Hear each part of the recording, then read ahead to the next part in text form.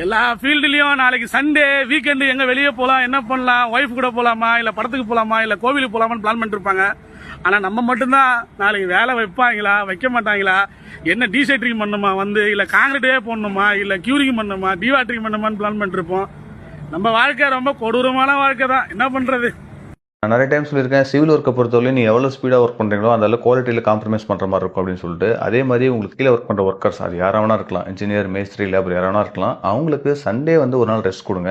ஏன்னா அவங்களுக்கு ஒரு லைஃப் இருக்குது, ஃபேமிலி இருக்குது, பர்சனல் இருக்குது. எஸ், எனக்கு புரியுது, உங்களோட டார்கெட் முக்கியம் தான், உங்களோட ப்ராஜெக்டோட டைம் டியூரேஷன் முக்கியம் தான், எல்லாம் ஓகே. பட் சண்டே ஒரு நாளில் போயிட்டு பில்டிங் தூக்கி நிப்பாட்ட முடியாது. Yes, urgent work, emergency work கண்டிப்பாக வரும். அது வந்து ஏதோ ஒரு சண்டே வந்தால் ஓகே, எல்லா சண்டேவும் வரக்கூடாது.